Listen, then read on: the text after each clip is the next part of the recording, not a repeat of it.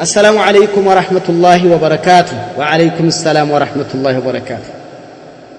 هايد لا يهوني رسيتي القرآن نكاو انديت التايا لا بأس بهذا رستش هذا اللهم انتن التنكيون لذي حاتك تستقبي عليش بالبلد للقول الراجع رستش ما من معصية إن شاء الله. بارك الله فيك. أردتني السلام عليكم ورحمة الله وبركاته. وعليكم السلام ورحمة الله وبركاته. أستاذ بارك الله فيك. ጥያቄ ነበረኝ በሀገራችን በኢትዮጵያ የባህል ልብስ ተብሎ በጥልፍ የሚሰሩ ልብሶች መልበስ ምሳሌ የራያ የባህል ልብስ ተብሎ ገበያ ላይ ይሸጣል። እሱም መልበስ በሸሪዓ እንዴት ይታያል? የራያ የሴቶችን እኔ አላውቅም ማለት እንደሆነ ግን አሁን ይሄ መስቀል የሆነ ጥልፍ የሚጠልፉት አለ። ይሄ አይፈቀድም መስቀል ያለበት መስቀል የሌለበት የባህል ልብስ ተብሎ እናቶቻችን ሲለብሱት የነበረ የማቀው ብዙ ጊዜ መስቀል ነው የሚያደርጉበት ጥልፉን መስቀል ያደርጉበታል። ያ ክልክል ነው لا اله الا الله ክልክል ነው አይፈቀድም። እሱ መስቀል ሰው ለብሶ አይሄድም አይቻልም። ዝም ብሎ ያለ ዝም ብሎ ጥልፉ ዝም ብሎ አበባ አሳክ ሆነ ማዲለም እሱ ምን የሚከለክለው ነገር አለ? የካፊር ነው ብለን ምን ወስደው አይደለም። ነገር ግን ውጭ ለብሰሽ እንዳትወጪ አይቻልም። ራያሽን ለብሰሽ ንቃብሽን ከላይ لا حول ولا قوه الا بالله አይሆን። እንግዲህ ራያ በምትዩ ጥልፉ ይሄ ወለኛው ላይ ቀረብ በሚል ከሆነ ማለት ነው እኛ የምናቀው ያን የሴቶቹን ስለማላቀው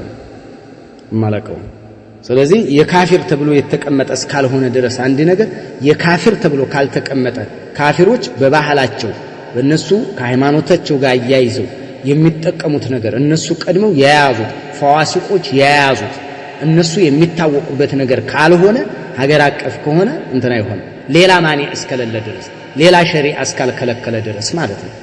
ሌላ እስካልከለከለ ድረስ ችግር የለም። ነገር ግን እቤት ውስጥ ብትጠቀሚው ምን ነው እንጂ ውጭ ላይ መውጣት የሚስብ ሰዎችን የሚያባብል የሚያጓጓ የሚቀሰቅስ ነገር አይለበስም። ክልክል ነው። አይቻልም። ባረከላሁ والله اعلم። አራተኛ السلام عليكم ورحمة الله وبركاته. وعليكم السلام ورحمة الله وبركاته. ጥያቄ ነበረኝ። እሺ ፈጠና ልቡና والله اكبر። ጥያቄ ባልና ሚስት ነበሩ። ኒካ ሲታሰር ሁለቱም ታሪክ ሶላት ነበሩ። አሁን ላይ ሴቷ ትሰግዳለች ወንዱ አይሰግድም።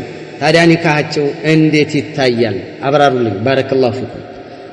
የለም እንደዚህ አይነት ኒካ የለም።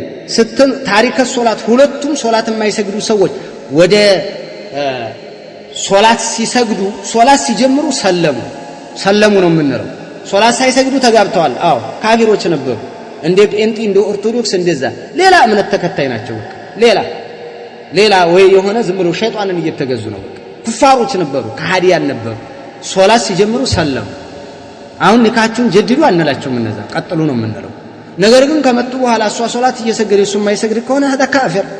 ስለዚህ يقول الامام ابن باز ስሚያቸው ابن باز እንዲህ ይላሉ اذا كان الزوج لا يصلي فالواجب عليها أن تتركه تتاو والذهاب إلى أهلها أبيتها تهد تتاو أبيتها تهد صلاة ما يسجد سوى عند التنيا يارون لأن ترك الصلاة جريمة عظيمة تلك أتياتنا تلك وانجلنا ومنكرون عظيم كباد هاتيات أسكيامنا والكفر أكبر في أصح قولي العلماء كعلماء نقر بتككلن يونا بصحيه من رجاء بميدقفوا كافر نوسويه كافر قند ترقي ساكفير لش السواء يسجدت እሱ ቢውደለደል ታቀፎ ማደር ነው የከርከሮ ወደል የሚሉት እናቶች ከከርከሮ ወደል በላይ ነው። ይሄ የከርከሮ ወደል እኮ ነጃሳ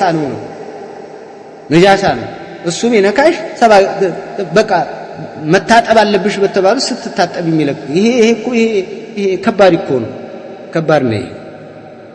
ዝሙት ነው የሚያሰራው። ስለዚህ ክልክል ነው። የለም ባልሽ አይደለም ታሪክ ሶላት ባልሽ አይደለም። በቃ ሶላት የማይሰግድ ሰው ባል አይደለም። ምናልባትም አሁን ታሪክ ሶላት ስለሆነ በቃ ተይው ትቼዋለሁ ብለሽ ሄደሽ ሌላ ትዳር ብትይዥ ሊከስሽ ይችላል። እሱ ሸሪዓ ያቅ በሸሪዓ አይደለም የሚከስሽ። ወይ ደግሞ ታሪክ ሶላት አይከፍርም ለሚሉ ሰዎች ይከስሽና ሊያጨቃጭቅሽ ይችላል። ለዚህም ፈስኽ አስደርጊ ይላሉ።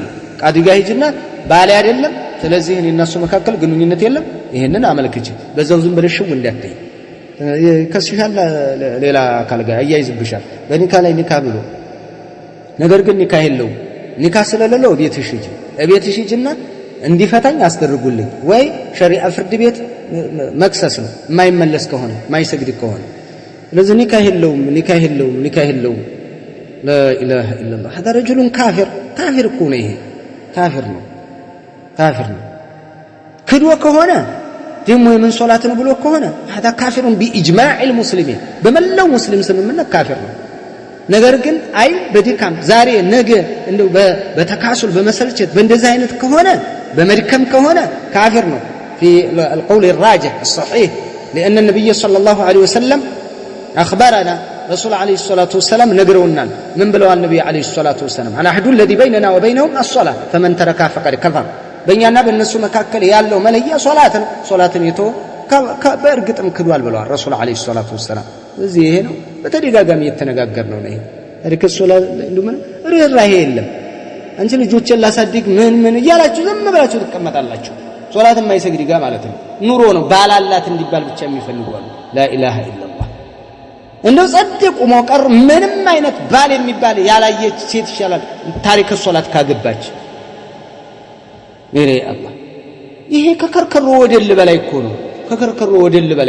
ከከርከሮ በላይ እኮ ነው ሶላት የማይሰግድ ሰው ስሙኝ በትክክል አመልጦኛ አይደለም ከከርከሮ በላይ ቀፋፊ ነው ከርከሮ እኮ አይቀጣም አፈርሁን ነው የሚባለው ታሪክ ሶላት እኮ ጀሃነም ነው የሚገባው እዲ ኡላኢከ ከልአንዓም በልሁም አضل ዶላልነቱ ራሱ ከከርከሮ ካሳማ በላይ ነው ጠንቀቅ በሉ በጣም አስጸያፊ አስቀያሚ ነው ጠንቀቅ በይ ለሶላት ላይ ያላችሁ አቋም ብዙዎቹ እየተንሸራተተ ሱብሂ ባይሰግድ አስሩ ቢያሳልፍ ምንም ደንታ የላትም በቃ ባሉካ ምንም ሰገደ አልሰገደ እንደው አንዳንድ ጊዜ እንደው ብትሰግድ ምን አለበት እያለች አብራ ትኖራለች እንደዚህ አይነት አለ አስሩ ሶላት ብቻ ያሳለፈ እኮ ይከፍራል እኮ ነው የሚሉት አሁን ላይ ጥንቃቄ والله اعلم